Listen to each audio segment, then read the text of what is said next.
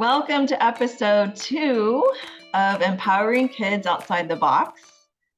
I have my lovely Yay, friend, Jillian, here. Thank you, Jillian, for chatting with me today, definitely. or being in a recorded chat with me today. So, Jillian is a friend from way back. We know each other from Apache Shores, a neighborhood we both lived in. And then she moved away for a while. Then her and her family came back, and now we live in the same area, sort of the same area now together. Um, she's homeschooling her girl and boy, and I'm homeschooling my daughter. So we do some homeschool stuff together. And so I asked Jillian to be my second guest, and she said yes. So I know she has some good things to say. So, Jillian, well, let's start with the beginning of how you ended up in this homeschooling, unschooling journey with your kids. Well, I mean, I definitely thought when they were younger that we would homeschool. I was almost certain.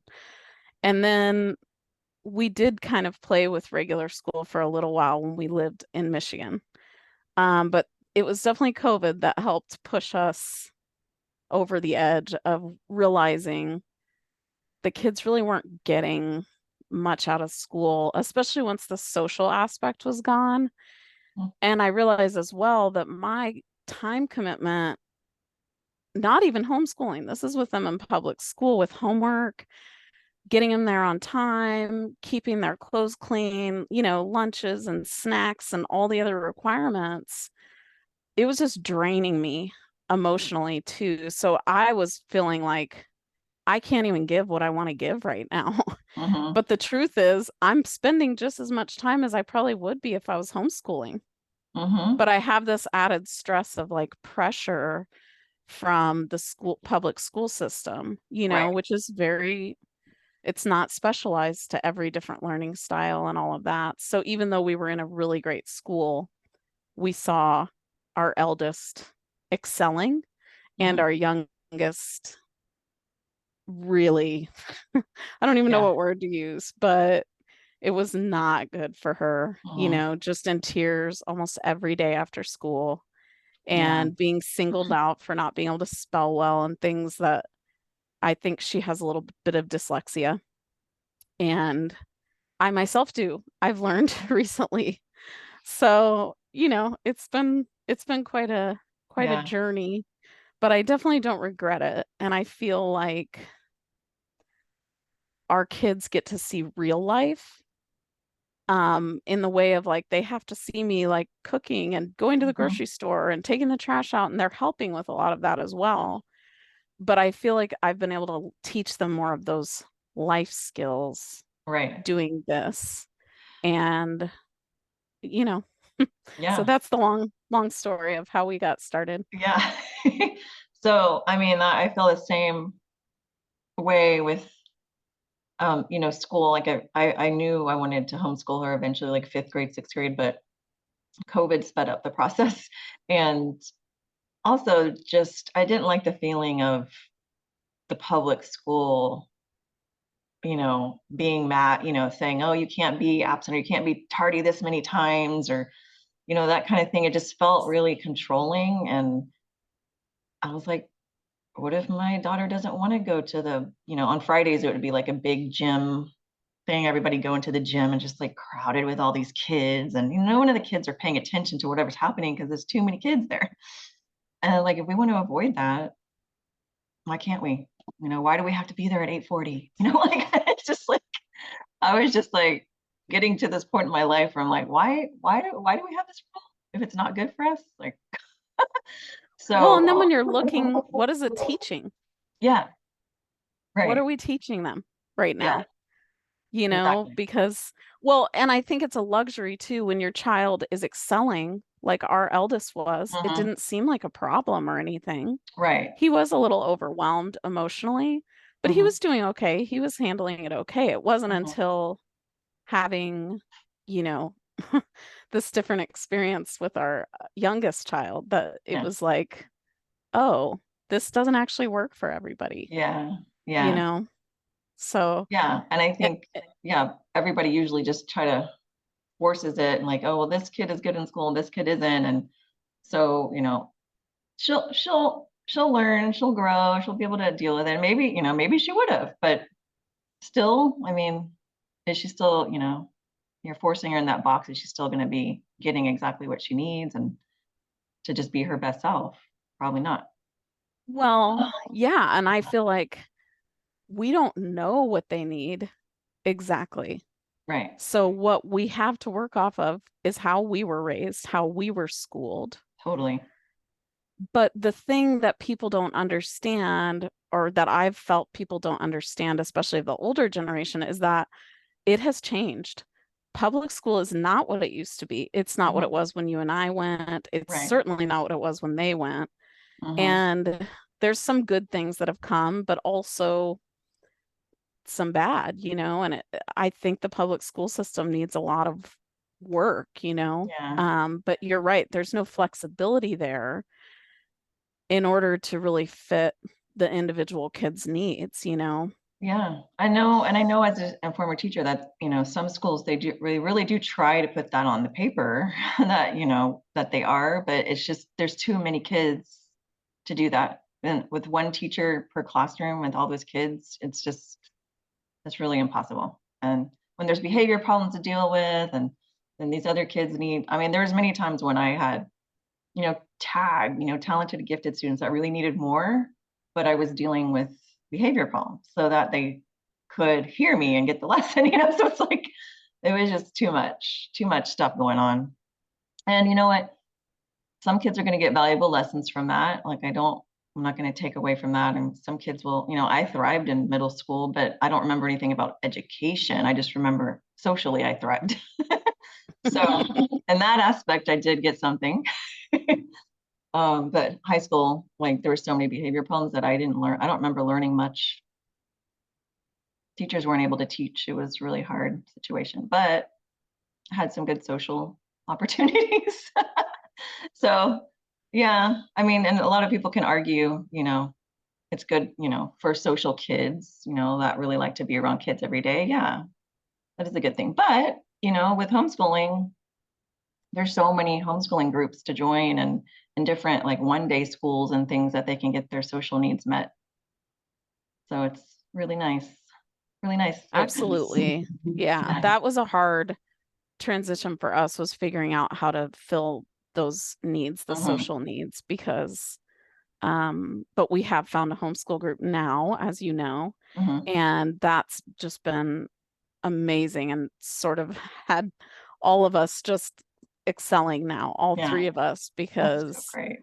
yeah, and it's just really cool to see the homeschool kids and how they interact. They really don't care what age the other friend Hmm. is. They play with everyone. Yeah. And they don't bully or leave the other kids out, even if they're really little, like 5 years old, Hmm. they're included. Hmm. And that's not really what I was witnessing happening, and not what I was hearing was happening on the playground and stuff. Yeah. So, where you have zero control, and then there would be sometimes teachers that were a little extreme, I think, in Hmm. their, wanting to hold those rules in place. Um, Yeah. yeah, so I'm Yeah. I think that's glad a we good found point. our group.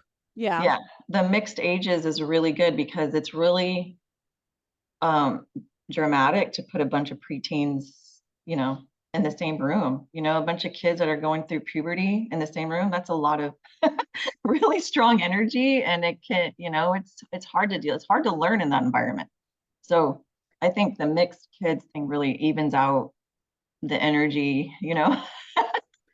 I do level. too. And I think Yeah. it teaches something really important too, that kids realize you're not just in your peer group, like you're surrounded by all these humans, Hmm. and you need to have care and respect for these people. And, some of these are siblings of friends, or, Hmm. but it's teaching them just a different skill. Like our eldest, who's almost 13, Hmm. he's thinking about starting to babysit a little bit because he Oh, really enjoys younger kids and yeah. he's good with them. You know what I mean? Yeah. So That's awesome.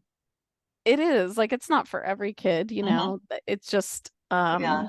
Millie said, because when we were at that last event, I said, hey, here's some kids that you might be. babysitting one day?" She goes, "No, I'm not babysitting." Yeah, I don't see our Gemma doing that either. Um, I could be wrong, But Gemma's a really good but leader. I mean, she's got this leadership energy about her, with like a friendly leadership energy about her, when that yeah, I've see, and noticed. that's all stuff I wasn't even seeing when she was in school, and Oh, it's really wow. helped to have just the time together. I think we were traveling too, so that was part of our Yeah, thing, but you know, I just think that it's been a really positive thing, and I think I have to keep looking at it like as long as it's positive like yeah. that, then we'll probably stick with it. Right. Right, But exactly. we're I sort of know. open-ended Yeah, me on too. And people everything. always I ask me, thought, "Are you gonna hmm still?" I'm like, "Yeah, I mean, it's working now. If she wanted to go to high school, I would let her try." I'm not yeah, gonna hold it back from her. absolutely. Yeah. So, Right. Yeah, but I definitely we had some neighbors that did that and they sent their 13-year-old was feeling like she wanted more social interaction, and uh-huh. so they did actually send her to Smithville High School, and she spent at least 2 hours a day on the bus alone. That's just the bus ride. Because we're on, like, the farthest edge of the district as well, Mhm. so it was, like, the Oh, early wow. pickup, late Yeah. drop off, and she did not last long in Mhm. that setting. She pretty quickly was like, "Wow, I don't really have time to even do anything at home," and they have a small farm, and Uh, so anyway, so, just an example, where I've felt like my kids might be in the same boat. yeah. Like, it seems like such a cool idea, Yeah. and then when it comes down to it, you Yeah. know, They tried it and there's they see that they had it so good. Yeah. Yep, And yep. some kids, I've heard of some stories of homeschool kids going to high school and just loving it. So you never I know. think it's really personality.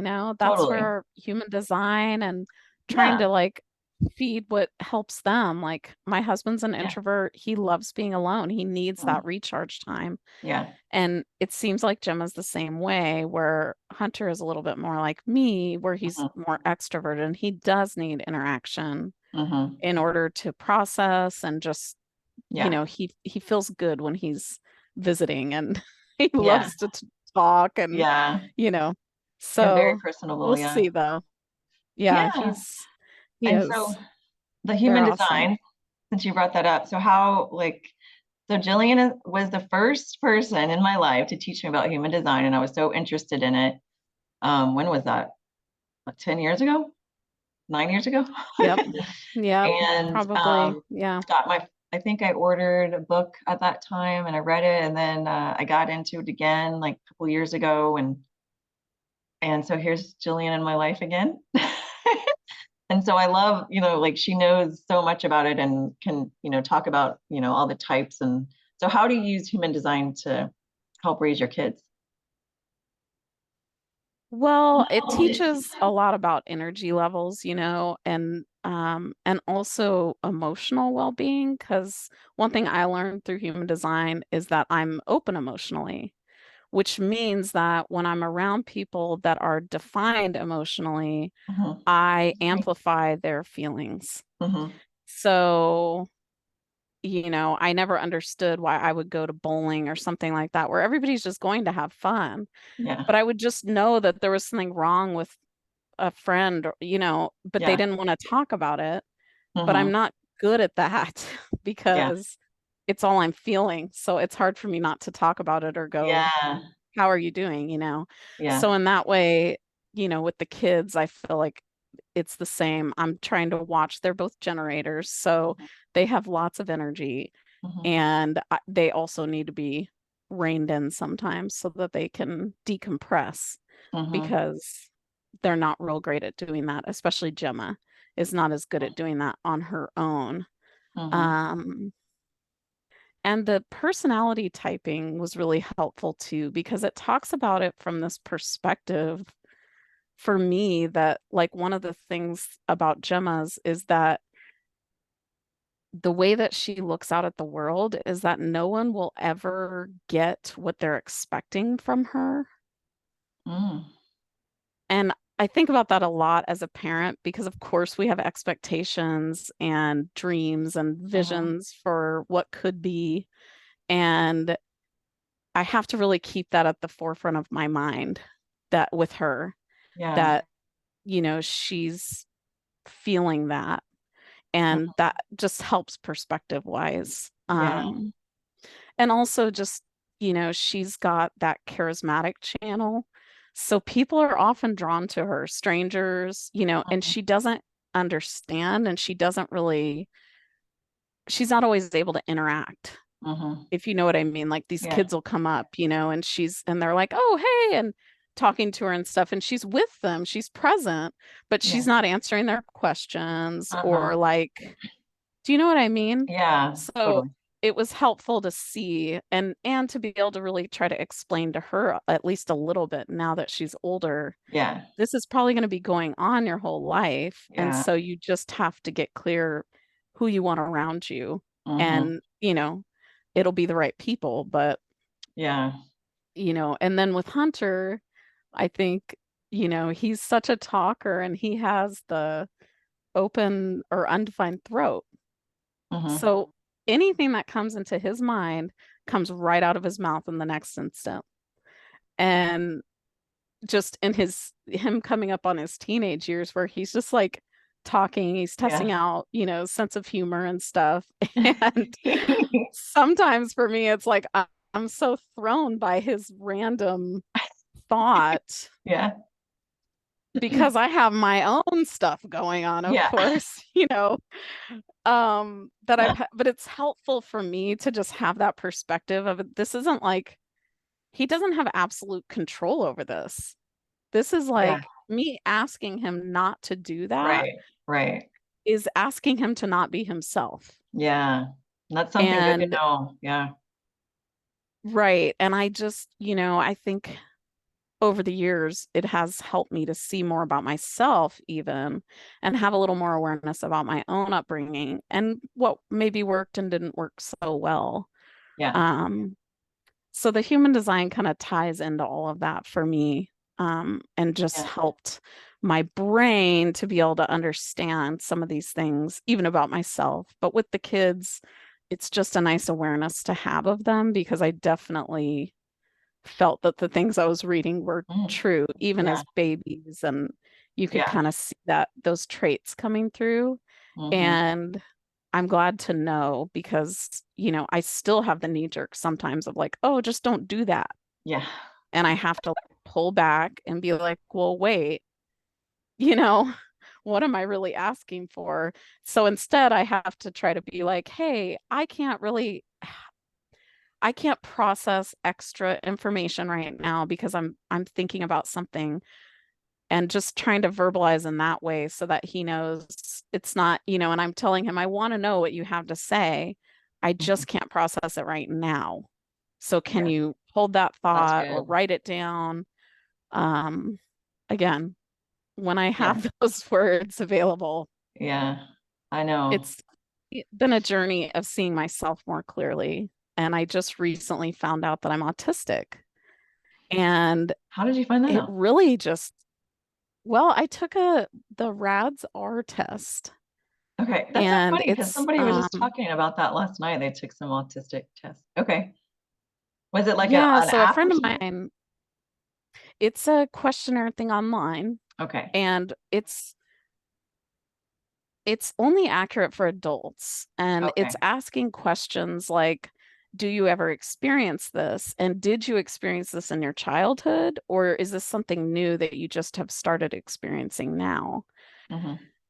And it's funny because I knew what the right answers were to not, but Oh, I was really trying to be honest with myself yeah. and really like, just for me, I need this information because I'm feeling like I might be. Mhm. And I think it's if you get anything above a 60, you're on the spectrum somewhere, and it tells you the different areas. I got a 157, I believe. So definitely on that range. Okay. And, that's just been a new thing that's just happened pretty recently Hmm. that I'm still Yeah, I'm sure there's so processing, but many it people. has, There's so many people on the spectrum. yeah, So, especially our generation, because right, it wasn't something that was talked about when I was a kid. I don't right. remember ever going to school with autistic people. I don't Hmm. remember anyone using that word. Or then when it did start to come out, it was like the severe autism where there's no Right. speech, and that definitely wasn't me. Hmm. So I always felt like, oh, no way. No way Yeah. is that me. Yeah. And then in meeting some people recently, and then one of those people shared that she was autistic, and I was blown away Wow. because to me she's so eloquent. She's very easy to be around. Like I had this whole picture in my mind. Hmm. And after that is when I started to go, wait, because you realize how much you've conditioned yourself, which is something that human design also talks about as conditioning and Hmm. how that really plays in. And so I realized how I actually had been conditioning myself to appear normal, to interact normally, but it still was sort of seeping out the cracks. Hmm. I never finished high school. I did get my GED, but I dropped out of high school after ninth grade. Hmm. There's other things about like it just kind of made some of those things click. Mm. And now it's opened my mind too that it's possible that my kids will also be, because what I really realized in taking the test was I've been training them to be normal as Yeah. well. And it wasn't Yeah. until having that awareness, because with my inner voice doing it, it's not so obvious, but when I'm speaking these things and Right. realizing, oh, wow, that's what I did, that's how Yeah. I faked it for so long. Yeah. So, I know. um, Yeah. yeah, I mean, there's so many people trying to fake it just to fit in to what society tells us we're supposed to do and be. But I feel like, that's changing a lot. Everybody has their new definition of normal and what we're supposed to be living like. And I mean, everybody, I'm just not about all the labeling. I just feel like, just live how, whatever works for you, whatever works for your child, there doesn't have to be any labels. It's just how it is. yeah.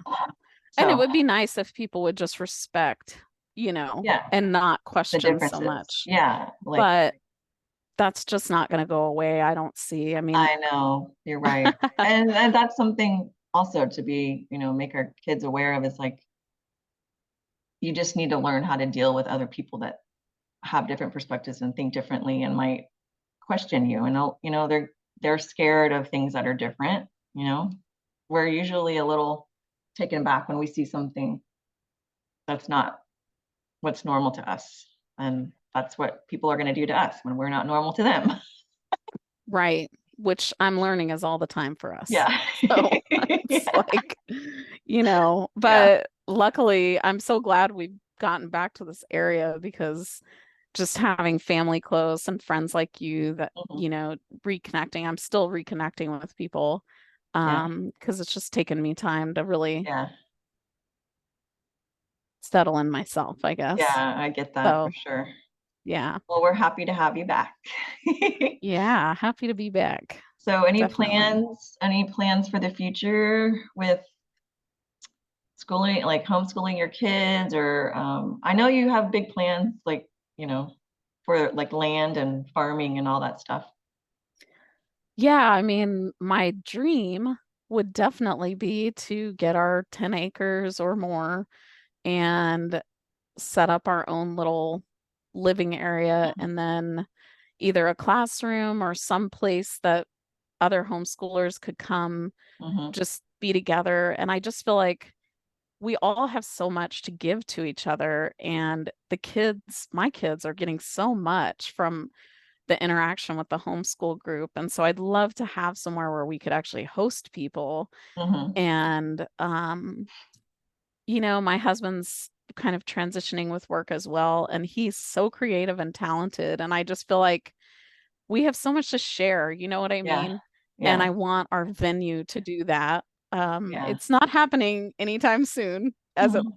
looks right now, but I just wrote out all my manifestations list of what I really want, and then I'm asking myself, am I willing to wait for that, for that, for to get what I really want instead of doing like a puddle Settling. jump where we end up with smaller property Yeah. further away, you know, Yeah, and just, that's a definitely a good question to ask yourself to get yourself into perspective for sure.